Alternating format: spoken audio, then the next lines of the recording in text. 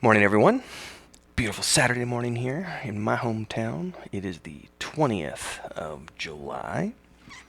Working through the summer here. Today's episode is going to be focused on transparency and why we've done things the way we've done them, why many other companies don't do things this way, and the importance of transparency as well as the importance of keeping things close to your vest and keeping things under wraps and then doing a reveal. So there's a lot of different viewpoints on this. The old school method goes back to you don't share anything with anybody until you have something that's roughly polished. And then you start showcasing things and talking to the media and so on and so forth, because you want to be able to show a polished product or something that's close to a polished product in order to generate hype, sales, etc. for your company. That's definitely a good way of doing things. It's the old-fashioned way of doing things, the traditional way. And then there's the way we've chosen to do things, which is completely open, 100% transparent, and documenting as opposed to showcasing the development process along the way. Now, this is really, we're actually kind of on the exaggerated end of the transparent spectrum. There's various levels of companies doing this, and pretty much all of this stems as a result of the crowdfunding era. So in the traditional old school way of doing things, the money was always coming from a publisher and or investors.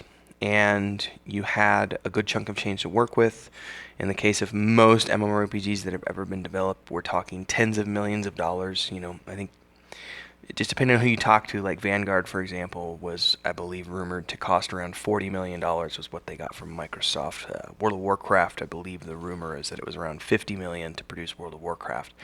And these are games that were produced in the early, late 90s, early 2000s. Well, those two games in particular, early 2000s. Anyway, I digress. When you have that kind of money, there's not a need to showcase anything to the public because you've got plenty of money to keep your people busy and working and focused on creating that polished product that you can then share out with the community. The crowdfunding era is a lot different because in order to first get the funding, you have to show that you have some sort of a viable prototype or some sort of something, anything that's playable that players can believe in and can play around in, some sort of environment that they can actually touch and feel. And then if you're going to inspire those people to give you money, you have to be able to show progress to those individuals in exactly the same way that a traditional developer would have to show progress to investors and or the publisher. So for those of you who aren't intimately involved with this process and don't know a lot about it, if you are working with any sort of investor or publisher, there's going to be benchmarks, quarterlies. There might be there's a lot of ways of setting up milestones, and those milestones are means by which a company gets their money. It's very rare that a publisher or an investor in the sense of a traditional scope is going to give you all of the money up front. Especially in the case of a publisher, what often happens is, you agree upon, say, a $5 million sum, and then you set down a series of milestones over the course of, say, 4 years. And in order to get the money, you have to reach milestones, and each milestone unlocks an additional payment. So you might get, say, $500,000 up front, and then you have a 6-month period of time to reach all of these objectives that are set down by yourself and agreed upon by you and the publisher. And if you hit all the milestones by that 6-month time frame, you unlock the next $500,000 payment, and then so on and so forth until you get the full $5 million that you originally agreed upon. Now with crowdfunding, you're often getting, especially if we're talking Kickstarter, Indiegogo, you're often getting all of your money up front. So, or that's the theory anyway. Pretty much, I don't think there's any actual game company or studio that went and did a Kickstarter, Indiegogo, and only needed that amount of funding to complete the game. They've pretty much all used that plus some of their own money and or some additional investment funds or some additional money from a publisher to finish their game off. But the point is, if you go to Kickstarter and you're asking for 1.2 million or 1.5 million, you have to be able to show your prototype, and you have to be beholden to your backers in the exact same way that you would be beholden to a traditional publisher or an investor, because you have to be showing them progress for the money that they're going to be giving you. Not only do you have to show them progress from the date of that onto publication, but you also have to be able to show the progress for your time building the prototype, because that builds trust with people. Now, in our case, the dregs of my coffee cup. In our case, we did not do a traditional crowdfunding game. We didn't do Kickstarter or anything like that. We decided to instead just go straight for the pre-order store and just fund things on our own. So we did everything out of pocket for the first year and a half, roughly. Timelines are up on the website. But then beyond that, we opened up the pre-order store and we started raising funds that way. And the pros and cons to that are, pros is that we control everything. We are not beholden to anybody for timelines. We're not beholden to anybody for milestones. We just have to have a completely open and transparent development process with our community. And because we chose to be so open, it's definitely done some harm to us. It's absolutely true, because we have shared things that no other company would be willing to share with the public. We're okay with that because we look at it more as a documentation process as opposed to a publicity stunt. So it's important to share things with your community to keep them up to date and involved and trusting of you. But at the same time, we have shared things because we are so new at this and we didn't know anything going in. The documentation process for us was always about, we're going to show how a team of nobodies with zero experience can come in and make this happen, which is great. It's fun. But at the same time, showcasing, for example, the very first login that we had in September, I believe it was September 20th of 2015, was the first public login that we had to our pre-alpha. And the video's up on YouTube. You can find it. I might even link it in this in the Patreon post below. But it showcased rubber banding, horrible lag, in terms of network lag and graphical lag. The UI was atrocious. Just everything was very raw. But for our community, they were ecstatic. Here's all these people who had given us money and had been waiting for a chance to get in, and suddenly they were able to get in, play the game, have fun, and that was more important to us than anything else. But the moment that those videos went out on places like mmorpg.com, Massively OP, MMOgames.com, MMOZ, all these, I don't know, there's dozens of them. It's hard. Reddit, all these places, hard to keep track.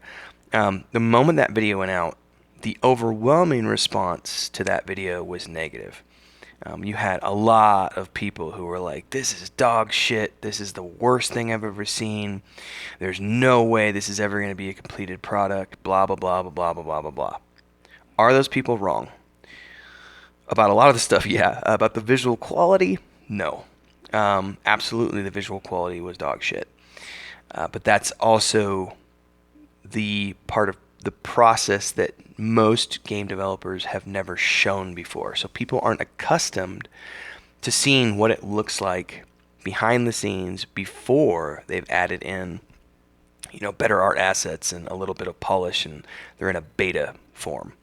So because people aren't accustomed to seeing that kind of early design process content, it came as a shock to a lot of people, which definitely hurt us in the beginning stages, because there are still to this date a lot of people out there who have continued to look at the early product documentation videos that we've done and made judgment calls about the quality of our product based on the visual representation, and they've completely ignored the pre-alpha tag that's associated with those videos and screenshots.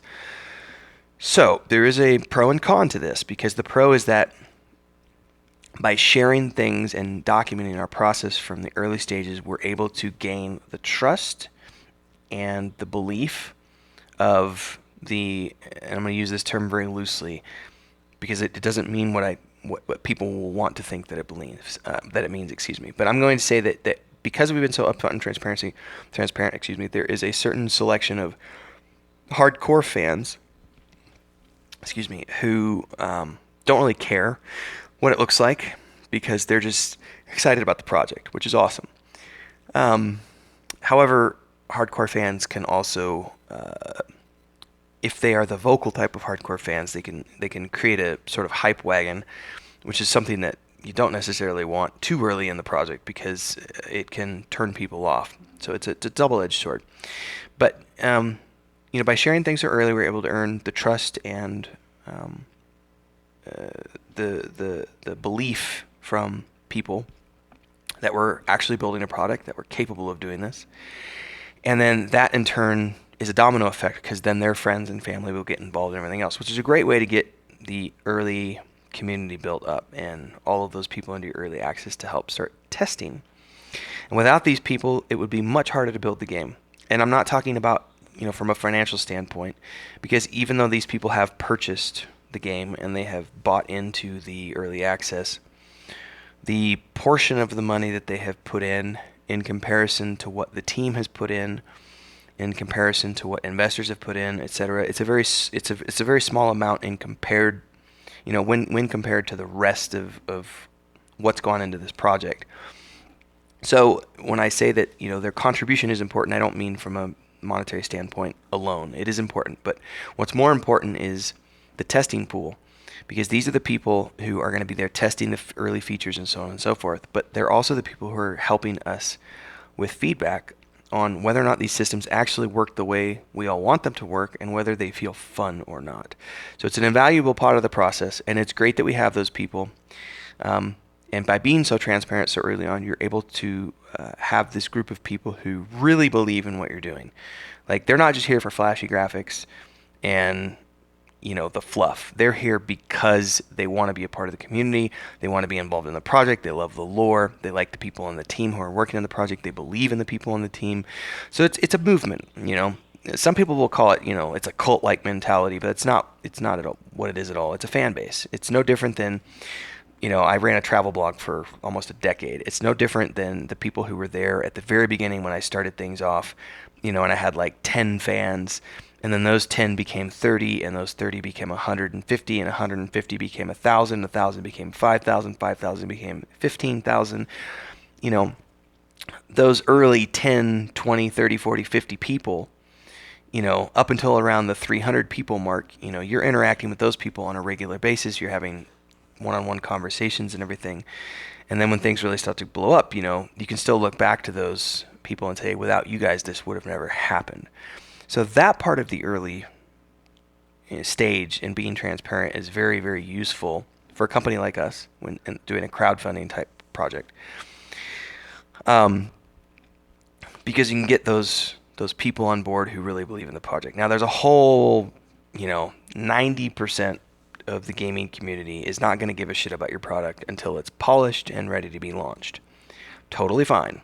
So when you have people coming and looking at your early videos and saying, that looks like dog shit, you're not wrong. You're absolutely not wrong. But you're also not understanding the game development process, because, again, you've never been shown this level of backstage access before. So double-edged sword for us. Another reason why companies tend to not want to share stuff so early is because you definitely run into the fact that there are other companies watching, and ideas can be taken and used somewhere else, and etc.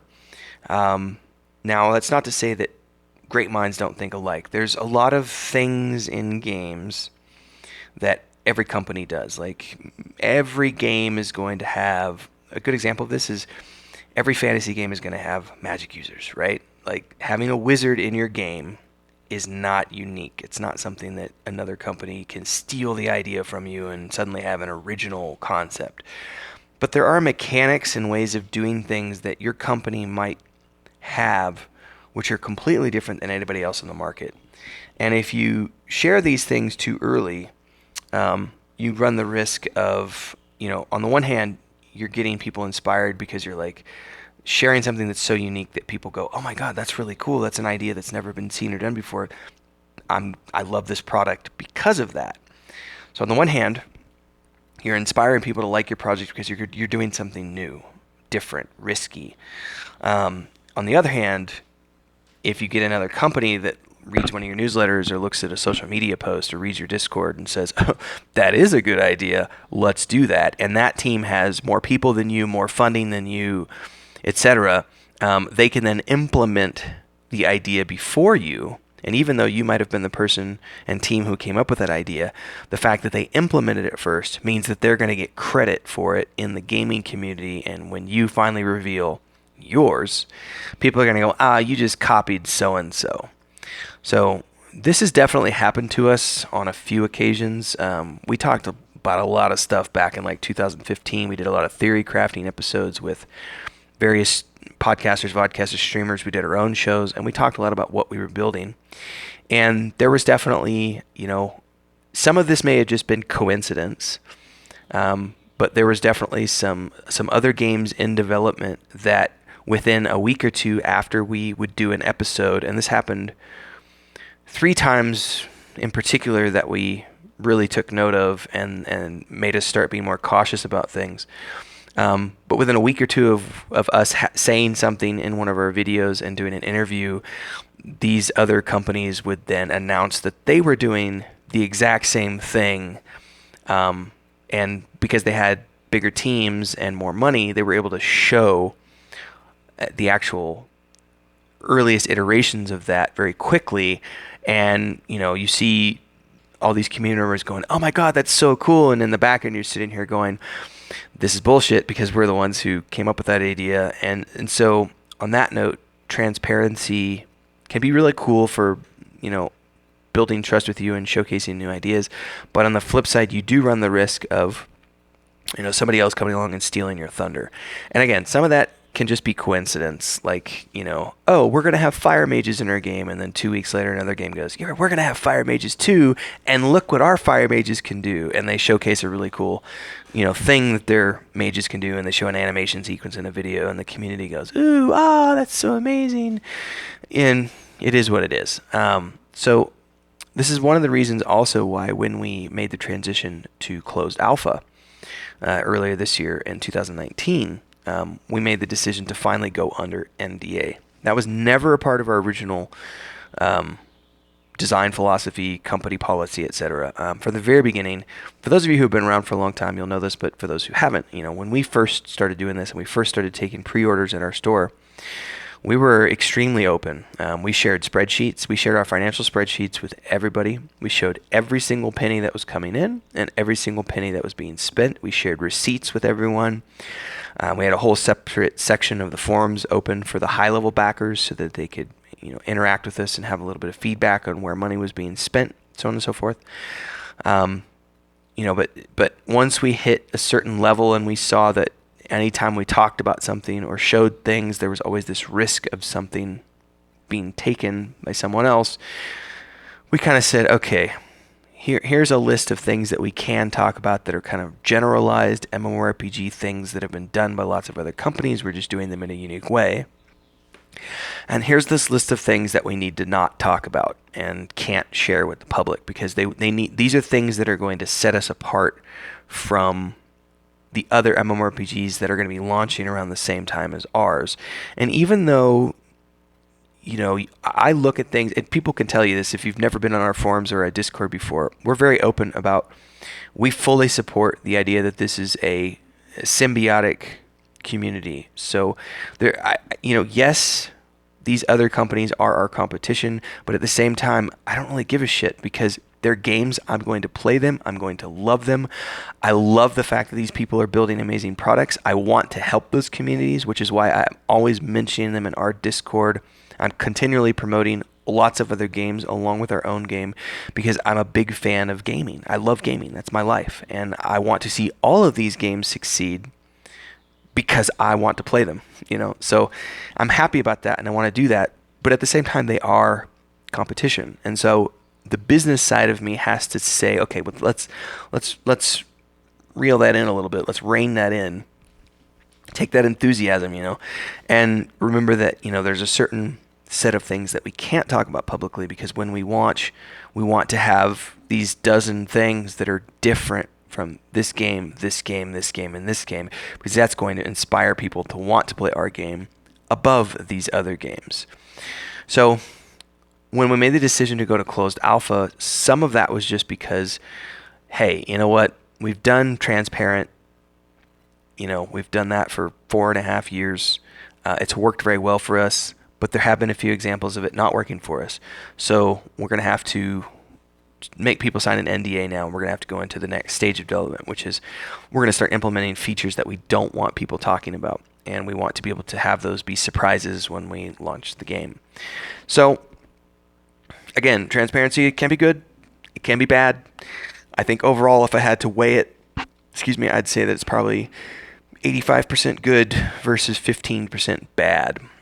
If I had to do it all over again, I would do it the exact same way we did it if we were bootstrapping. So if you're watching this video and you are bootstrapping a company, and you're not relying on investor funds and you're going to be doing crowdfunding, it is a necessary evil that you're going to have to be transparent with people openly, like way beyond what other companies would do, to prove why you should be somebody worth trusting. Now, there's going to be the risk of some of your really cool original concepts being, taken by other companies and implemented before yours.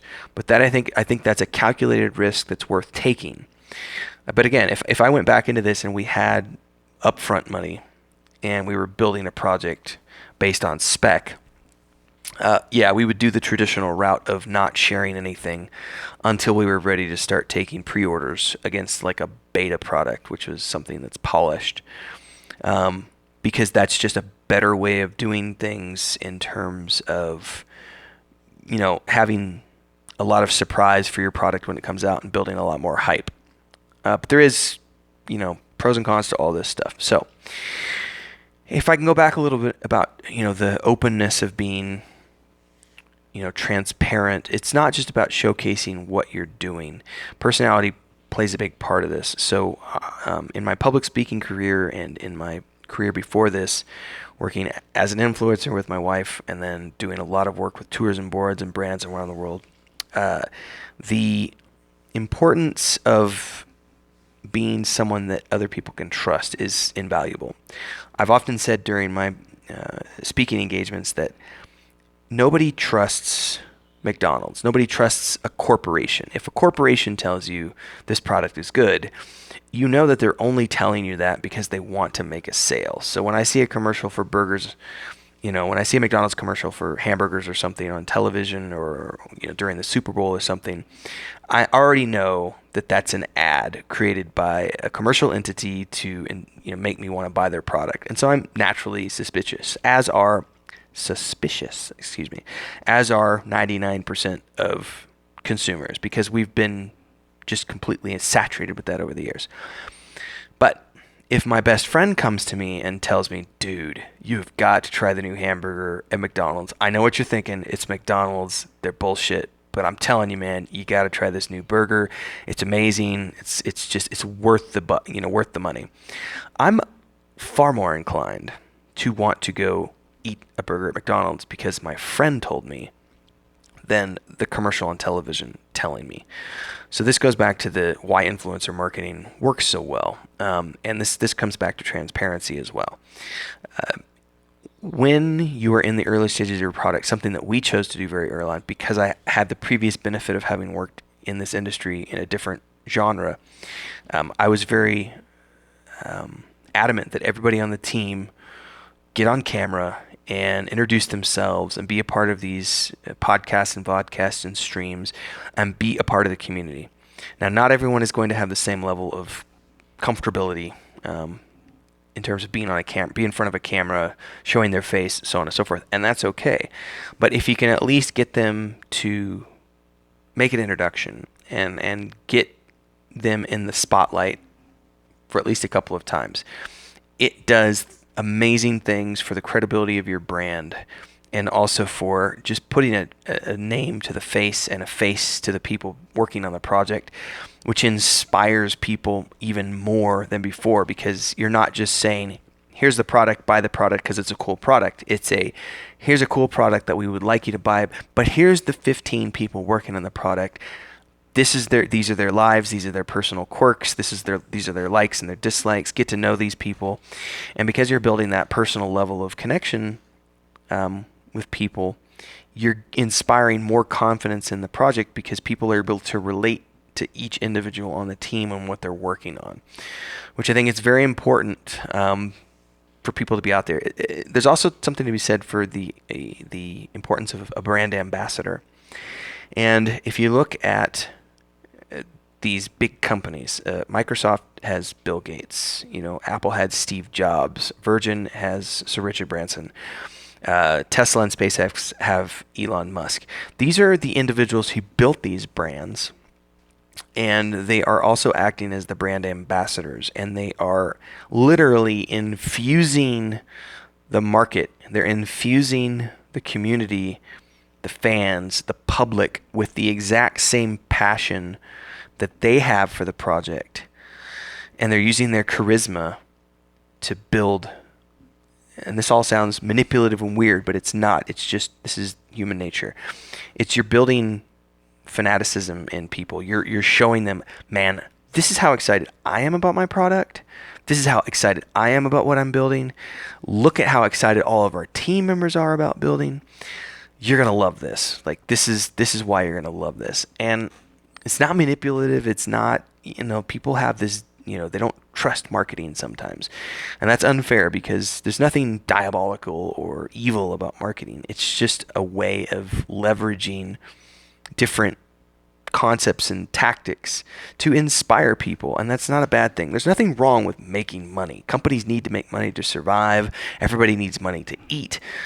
There's nothing wrong with any of that stuff. Our developers need money to keep building the games that people want to play, so there's nothing wrong with wanting to make money or needing to make money. The importance of a brand ambassador is to infuse everyone with the exact same passion. So as a founder, I looked at that and I went, okay, LucasArts had George Lucas, Steven Spielberg, all these founders and creators who were also the brand ambassadors of the exact thing that they were producing and selling to people, was something that for me was very important to model myself after. And because I had the benefit of being a public speaker before this and working in the influencer space, it was a lot more easy for me than it is for some people. And I still do the thing a lot when I'm doing these informal videos. If you've ever been to one of my presentations, those are rehearsed. So you try to eliminate all of the out of your presentation. If you're doing a TED Talk, you don't want to have a lot of in there. So you've probably gone over that speech 150 times, to get it memorized, just like you're an actor. That's the importance of public speaking. But when you're just doing this kind of stuff, and by showcasing the and the just human nature of who you are as an individual, as the brand ambassador, that goes a long way to inspiring confidence and ultimately getting people to trust in you, your vision, and what you're building. So, end of the day, transparency is a double-edged sword. Has a lot of pros to it, a lot of cons to it. If I had to weight it again, 85% positive, 15% negative. You do run the risk of people manipulating your ideas a little bit, but at the same time, I think it's calculated risk that's worth it. And you can use transparency to bootstrap your project to the point where you either have enough money to not need to do it anymore, or you can then take your prototype and go find investors and build it on from there. So, hope you guys enjoyed. Don't forget, there's a Patreon article below here that's going to talk a lot about transparency, crowdfunding, brand ambassadorships, so on and so forth. Thanks to those of you who are supporting the Patreon. There's a lot of different levels there, a lot of different tiers. So if you want to be involved in whatever way, beyond these videos, in what we're producing for the Saga of Lucimia mmorpg, or what I'm working on with the Volume 2, Book 2 draft, stay tuned. get involved, support at your level. Thanks, guys. See you in the next episode. Cheers.